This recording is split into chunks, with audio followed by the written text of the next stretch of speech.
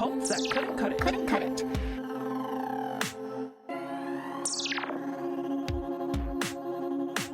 My name is Savannah Verrett, and you're listening to Cults That Couldn't Cut It.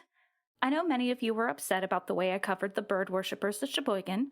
I got hundreds of messages and dozens of reviews telling me that the bird worshippers were a cult that could cut it, since they've got hundreds of thousands of views and a whole podcast just about them. Some of you even suggested that my past history with the Birds Aren't Real movement had something to do with my opinion. But I stand by my argument that since they only have 5 due-paying members, they really and truly couldn't cut it. They're a spectator cult, people. Since then, I felt a little bit like the Crusader in the Seventh Seal playing chess with death to keep from dying. Not like you're gonna kill me, but like my show is running on borrowed time. I had no idea you people took bird worship so seriously. Anyhow, while I still have any listeners listening, I wanted to get to a topic that I've been meaning to cover for years. Today, I'm talking about a cult that's near and dear to my heart. It's the cult that gave me my start in the wide world of podcasting. I'm talking, of course, about the Alchemical Actors. I was an alchemical actor for years before starting the show, but I wasn't a part of the events that we're going to discuss today. In May 2023, Rob brought a group of actors out to the woods. I was away in Florida and I had already started developing cults that couldn't cut it, so I wasn't appearing on Occult Confessions that often anyways. So, while the actors have alluded to some of the happenings at the retreat on the show, it's mostly become a subject of rumor, legend, and even myth. The Alchemical Actors weren't always a cult, and some say they aren't one now. Certainly in my time in the group and on the show, there was very little that I would identify as cult-like behavior. Apart from the fact that Rob was our unquestioned leader, and we shunned people who left us or spoke out against the show. But anyway, I spent 3 months interviewing the actors who did attend Rob's mid-spring retreat to bring the legend into reality on this cult that couldn't cut it. This is not something we'd ever done before. We'd have recording days, sure, and then there was the whole Dark Pool project, and then that time that we had to sign the Book of Rob, even though it was written entirely in hieroglyphics and nobody knew what it said. But this was something new. He'd rented a lodge that was sort of in the woods, but also around all these farm fields. It was like 4 hours away. Maybe 3. No, it was 4. There were 11 of us with Rob. I was in charge of rounding everyone up. We thought we were going out there to podcast or maybe do some theater games or something. Maybe like develop new episodes. We didn't really know, but it sounded like fun group bonding, you know? All the kids together. The trip was 7 days from start to finish. We left on a Friday morning and came back on a Thursday night.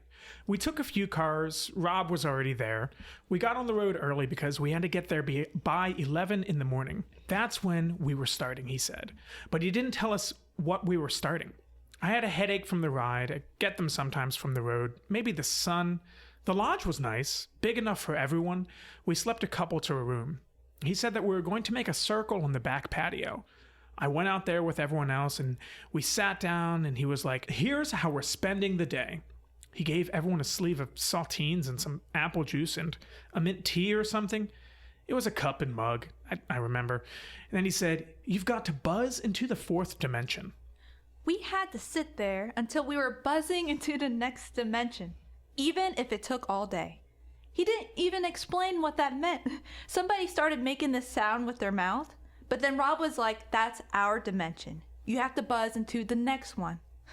A couple of us started laughing, I guess because it's silly, but also Rob was really serious about it, or at least he seemed like he was, and it made me nervous. I mean, he had this food prepared, and we come all this way out here, and I guess it was some sort of exercise. So I said, "I don't want to do this. My head hurts," and Rob was like, "You can leave, but for the rest of this retreat, I will call you Sir Foofington of Foofersville." I remember that distinctly. He said, "Sir Foofington of Foofersville." I went back inside and took a nap. Some of us started making sounds, but Rob didn't bother us anymore. I guess he could tell we were trying to push it into the 4th dimension. No, wait, the 3rd. This is the 3rd dimension, Is this supposed to tickle right? my tongue? So, the 4th? All he cared is that we wanted to make it happen. And after a while, it got real quiet. I hate Some that. people were crunching on crackers and slurping their juice and stuff, but everyone was focused. Like, we were eating, but we were still buzzing, just not with our mouths. We were buzzing with our minds, I guess. Or our souls, maybe? But but in another dimension. Not this one. They came inside around the time it was getting dark. I was sitting on the couch playing a game on my phone or something, and Rob said, "How are you feeling, Sir Foofington of Foofersville?" It wasn't mean or anything. Like, he really wanted to know if I was all right, and he was just calling me by my name, and that was my name now. But we buzzed in another dimension. I don't know who heard us. I feel like I could hear some of the others, but not with my ears. It was weird. Maybe I imagined it, but, some of the others did too. Maybe we all imagined it, but it was kind of intense in this really chill and relaxed way. Buzzy. Totally buzzy. The whole thing was pretty weird, but not as weird as it was gonna get. The next day, we had breakfast. Rob had stocked up in the kitchen with oatmeal and eggs and stuff. I had like 4 eggs because I was hungry and I was doing this protein thing. Rob came up to me and was like, "You chose the eggs." I was like, "Yeah, because I did." And Rob was like, "Then the choice is made." We looked at each other for a little while and I was like stirring the eggs but not watching what I was doing. It felt like we were really connecting. Like I was doing something important and he knew it, but I wasn't. I was just scrambling 4. He told me not to put cheese on the eggs. He said, "You can't eat cheese on your eggs until after the retreat." We went to this field next to the lodge. We didn't have to walk far. We went there a few times, and we all laid down with our heads pointed toward each other in this wide circle with all of us kind of spread out, and Rob got on a ladder in the middle. But he didn't carry a ladder when we walked out there. I don't know where it came from. That happened a lot, where there was stuff, but you didn't know how it got there to like a field or the woods or whatever. Rob just had it. And we were supposed to talk, but only have the conversation we were having. Like make observations or comments, but just about what we were doing. Like a conversation about the conversation. There is silence. There was silence, but then I started speaking. And I said there was a silence, and then I said there was a silence, but then I started speaking. One person is speaking, and the silence is broken. And now 2 people are speaking. One at a time, and they are speaking about speaking. And now speaking about speaking about speaking. We are following the one rule of the conversation we are supposed to be having. And so we are having that conversation. This is that conversation, and we are having it. It didn't make any sense to me, so I was like, "I don't get this. I'm going back." And Rob said, "You can leave, but for the rest of the trip, I'm going to call you Dr. Foofenutter von Foofenstein." And I said, "Whatever, okay." And I went back and made peanut butter crackers. Dr. Foofenutter von Fooferstein is leaving the conversation. There is one less person conversing. And yet, the conversation goes on. And this is that conversation. This conversation has no subject. Its subject is itself. Its subject is also its subject. It is a conversation about what the conversation is about. We did that for seriously like 3 hours. And then Rob started throwing marshmallows at our mouths, but he didn't get any of them in. Some of us kept talking, but some of us got up. Rob didn't really seem to care. He didn't give anyone any more names. Eventually, it just sort of ended. We went back and had lunch, and some of us got in the hot tub. There was a hot tub. That was pretty cool. What drugs was Rob on when he wrote this shit? I don't know, but like, mad respect. Right? So then on Sunday, a couple of the voice boys showed up, the guys who did voices on the show. We woke up and they were just there. They hadn't been there before, but now they were all in the living room setting up this huge, game board or something. And Rob passed out these figurines, action figures and dolls and board game pieces. He had 40 toys. It was 30 different things. It had to have been 40 individual toys. And the guy started doing these voices, and Rob didn't give us any instructions, but we realized that we had to, use the toys to act out what they were saying on the big game board. I can't remember a lot of it, except for this one scene. There was a night, like a fantasy night. It was written in this Shakespeare speak style that didn't always make sense, but the story was pretty simple. I still remember it. I had this purple doll. I was the lunar murderer. I think probably Rob wrote it, but I guess he could have found it. He reads a lot of weird stuff. I am a knight of the sun, returned from my battle with the moon people, who have of late occupied our sacred tower of the sun. Moon people, I said, get out of this tower. But they would not, and I slew and slew, and many moon men fell around me, and even some moon women, and there were many horrors in the shadow of our sun tower. But alas, my fellow knights and I were not victorious, and so I have come to this mausoleum in the land of the sun people to hang my head and bleed. What ho? Oh, what? Who disturbs my bleeding? It is I, the lunar murderer, a murderer by moonlight. You are in my mausoleum where I stow the people I've murdered, and yet you are not murdered. To remain, you must permit me to murder you. I will not. But you know my secret now. There is no option. Wait. Many a solar warrior has died at the hands of the moon people, and many a moon person at the hands of a solar warrior. This conflict has troubled my soul. This is what brings me by coincidence to your mausoleum. I cannot rest easy, murderer. And if you murder me now, then my restless ghost will haunt you day and night. Give me 11 days to make peace with my demise. I will give you 1. Okay. I will hie me to an alchemist hence, who shall transmute me so that the murderer may not recognize me, and then I may be transmuted once again to my original shape once the danger of the day has passed. What hi? Hi, hey! Are you the alchemist I seek? Perhaps. I have been beset by a murderer of the moon, and been given 1 day to live. I would prolong it. What for? My life has been a long and arduous struggle in the name of the solar priesthood. I am their humble sword, you see, and have known naught but bloodshed in the name of the sacred and fiery orb that governs our days. If you have no joy in life, you can find no peace in death. Exactly my point. So you will help?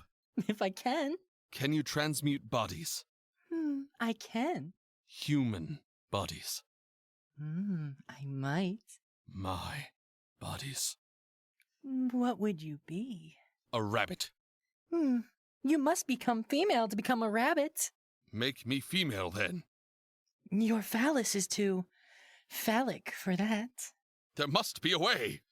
You might bathe with me in my bath of bathing. A solar knight must remain pure. Then you must face your murderer. Wait! I will have your chemical wedding. Let us bathe. Oh, too late. I have decided to become a rabbit and hop away from you. Hold! I repent. I could be a rooster. But you've never known an egg. Alack that the alchemist would not bathe with me. Still I must bathe. This is a lovely pond in which to refresh and cleanse my nakedness while I seek a way to escape my dreadful fate. But what sound is this amidst the water? Ho, he! Hee-ha! Comely milkmaid! You are naked and bathing in the water, which is your right, but still an inconvenience given my commitments. For I am a solar knight of the Knights of the Sun. Your vaginal bits doth pollute my purity with the nearness of their essence. Draw closer, knight, for my essence may yet be your deliverance. I am sorely tempted. Where are you leading me, fair milkmaid? Must we leave the water in our nakedness? Let me fetch my kit girl. We go to the Tower of the Moon, sweet solar knight. Why for to the Tower of the Moon so urgently? It has an aphrodisiac effect. Why does this kiss draw into my eyes a vision of the moon? I must not dwell upon your bits a moment longer, since I am to be murdered this very night. Have you perchance a place for me to hide amongst your cows, and straw, and milk pails, and other milking implements? You cannot hide from the lunar murderer amongst my milking implements, fair knight. How did you know it was a moon man that afflicted me? I can see his shadow on you. But if you can see the moon man's shadow, then you must be... a lunar milkmaid. But our lips have kissed. Our bits have grazed. What have I done? I must kill you with a fiery solar vengeance and reclaim my manly innocence. Fair night, be gone. Wait, where is she gone? A rabbit with fur soaking in pond greens standing there upon the shoreline. She was no milkmaid after all. The alchemist has been working her magic at my expense.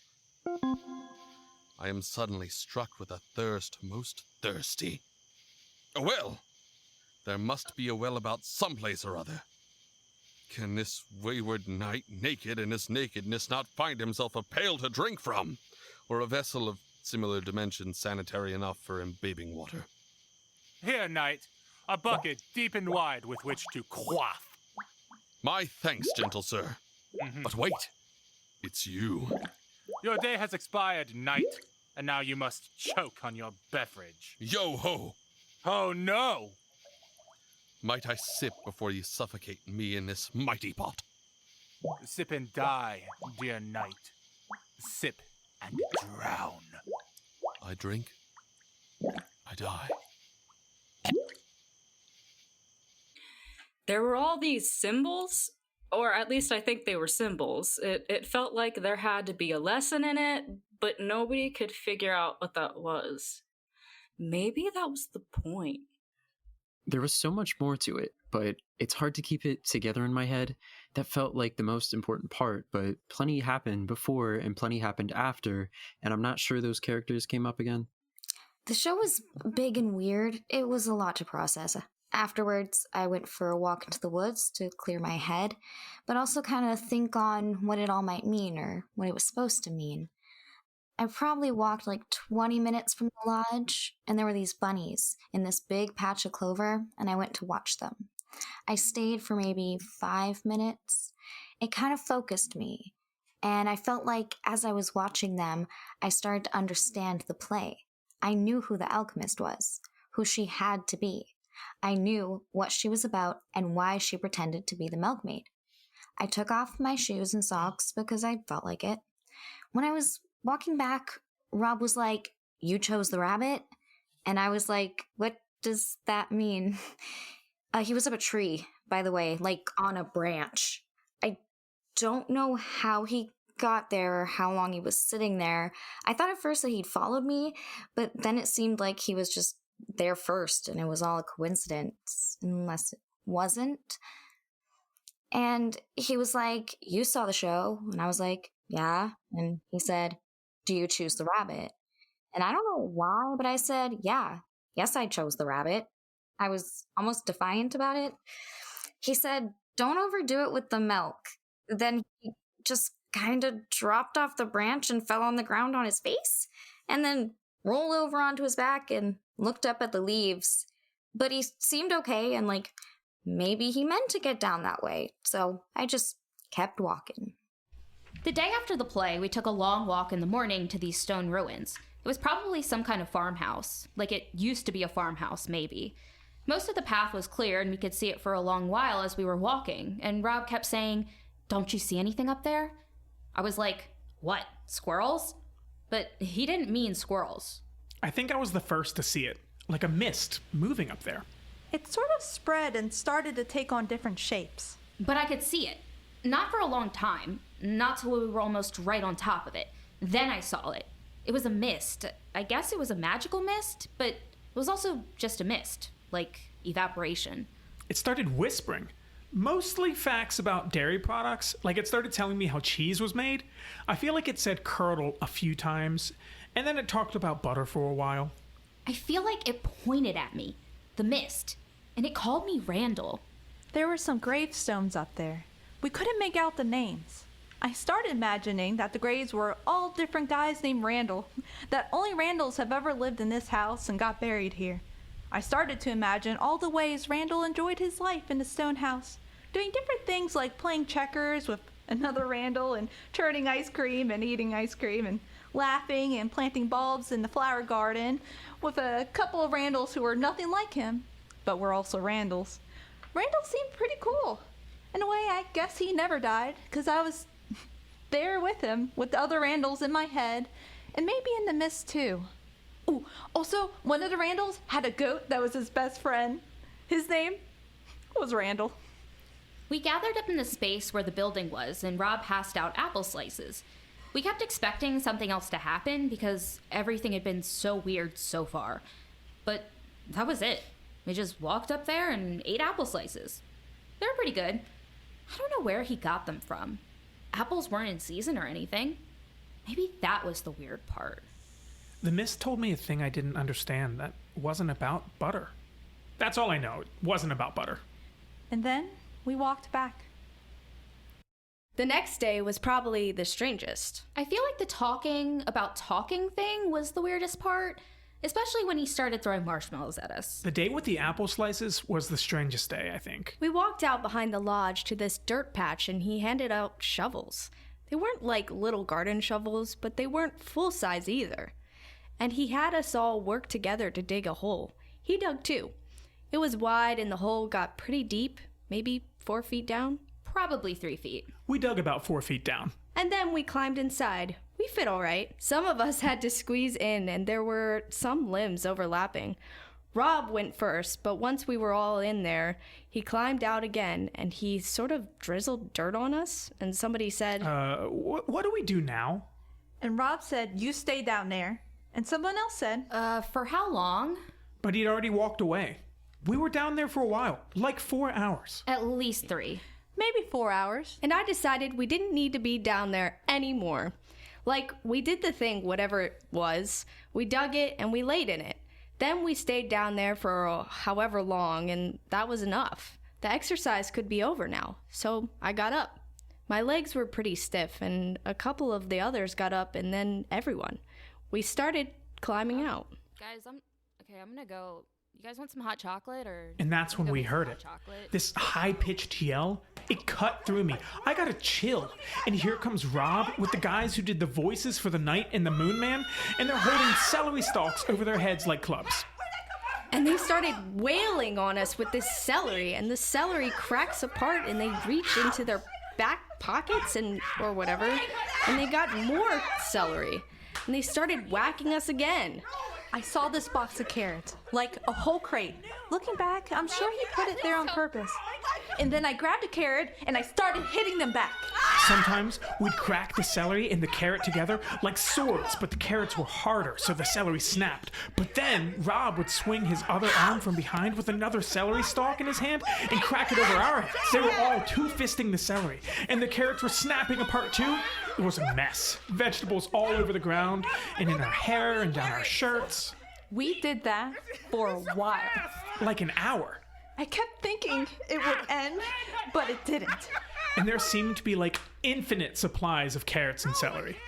So it just went on and on until we kind of just fell over in the grass. And Rob said, "Why did you fight us with those carrots?" And somebody said, "Because you attacked us with celery." And Rob said, "Look around." Everybody was gone. It was just the 3 of us, and Rob and the 2 guys. Everybody else had gone back inside the lodge. They were eating popcorn and playing with the toys.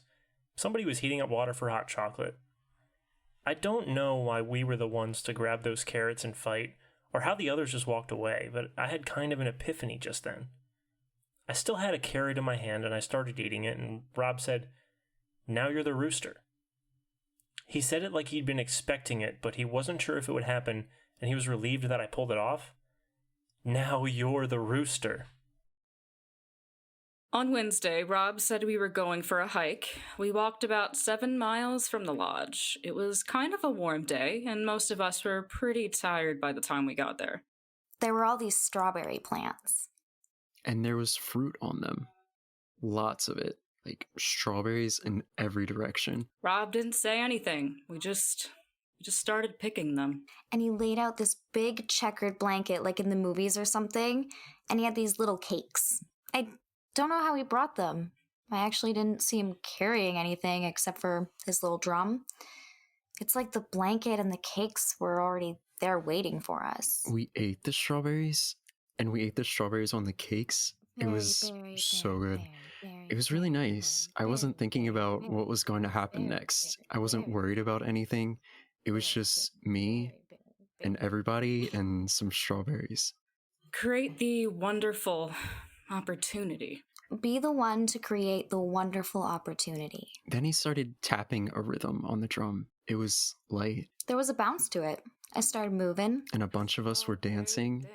Everyone was dancing. It was the strawberry dance. I don't know how we were dancing, but whatever we were doing, that was the strawberry dance. The strawberry dance. Yeah, that was fun. And then we went back to the lodge. It was a nice day. It was a very nice day. Thursday was the last day. Rob found a bird's nest in a bush. It was a cardinal's nest. And we all gathered far enough not to disturb the birds, but close enough to see the nest. And we waited for the birds to be born. There was no good reason why we should have thought the birds were going to be born right then and there. I mean, it could have been days. Maybe the eggs were brand new. Maybe he thought all of us concentrating on it would hurry it along, like the bird would gestate faster. But the anticipation was starting to get to me. Some part of me knew that Rob wasn't really waiting for the egg. I started to think he was waiting for me. I was pretty sure he was waiting for me. I was the rooster. I was the rabbit, after all. I started taking off my clothes. Maybe that wasn't what we were meant to do, but we both started doing it. We were both stripping down, and he wasn't stopping us. Once we were naked, I opened my legs in kind of a mountain pose, and he stood on one leg, and we grabbed each other's hands and made kind of like a bridge, and the other actors started to crawl between us. And then they were taking off their clothes, and everyone was rolling in the grass. I hadn't touched milk in days. I'd been eating eggs, but no cheese. We'd accomplished the ritual. I was Randall, and Randall was me. But there was never a Randall up until that moment. I invented Randall right then and there. I didn't have to be Randall, but I could be if I wanted to. I was no longer Sir Foofington of Foofersville. I was me, and I would never be Dr. Foofernutter of von Foofenstein again. I knew from that moment forward, I would never wield a carrot in anger. Strawberries and tarts were still a thing to be discovered. The world was someplace new. I looked for Rob to see what he thought, but I couldn't find him. He'd left. Artie went home. We didn't see him again that trip. The night before, he woke me up at 4 in the morning. 3 in the morning. A little after 4, and he said, "This is not a cult. The cult is over." This is not a cult. The cult is over. This is not a cult. The cult is over. And I guess it was. Cults That Couldn't Cut It is brought to you by pretty much no one anymore. You people got real butthurt about the bird worshiper episode. Seriously, if I had any idea, I wouldn't have come anywhere near it as a topic. So this show is pretty much over. You know, Rob used to love the time between projects. He said you start imagining the next project and you're free from all the constraints that you created and bound yourself to making the last one. You could create anything at all. Like a whole podcast about how people who are obsessed with the bird worshippers but aren't actually bird worshippers themselves are the worst people. I probably shouldn't do that. I don't really know how many topics I could squeeze out of that anyway. Maybe I'm already on to my next show. Sometimes you don't know you're in the next world until you've been there for a few days. You're listening to Cults That Couldn't Cut It for the last time.